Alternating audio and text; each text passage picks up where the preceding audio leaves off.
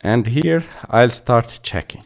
If ConvertView, this is the parameter ConvertView of type view, I'll use it to check a ConvertView, which is a recycled view that might be available, is null or not. If it is null, it inflates the layout for the items using the layout inflator. This step is important for creating new views or using existing ones. If ConvertView equal to null, then I need to create a new view. ViewHolder, new my ViewHolder, and I'll use layout inflator. I want from you, if you have any doubt, please go back to the adapter section in order to understand them well. And the layout inflator is a class that it is used to instantiate and inflate XML layout files into corresponding view objects at runtime. Equal to layout inflator dot from get context.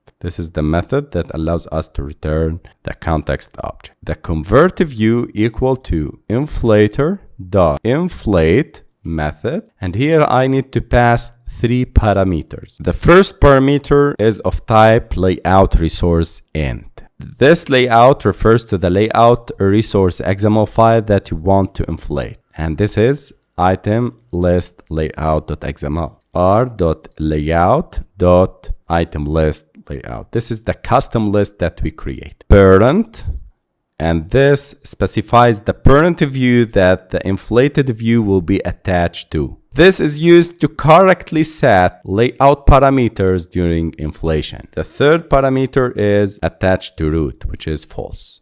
Indicates whether the inflated view should be attached to the parent immediately. Passing false means that the view will not be attached to the parent right away, which is usually the desired behavior when you are providing the view to an adapter. Since we are using a custom adapter and passing it the view to handle it, we use false in this case. The third step is finding the views. Here we need to use findViewById method to find the individual views such as text views and images within the ConvertView. So for example, I start by ViewHolder dot, and you can see I can access 3 widgets and views: the planet image, planet name, and moon count. I'll start with the planet name equal to, and I'll cast it to a text view, ConvertView dot findViewById r.id dot planet name. The same for the others.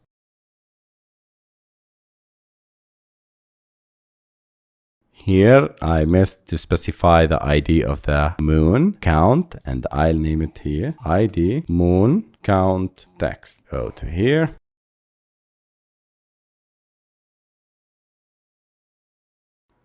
Now I need to use result equal to ConvertView. The reason why ConvertView and result are both used here is to provide clarity in the code and make it easier to understand the flow. You could directly return ConvertView instead of assigning it to result if you prefer, but this is the best way to make your code more clear. And the purpose of this process is to ensure that the returned view contains the updated data for the current item in the list.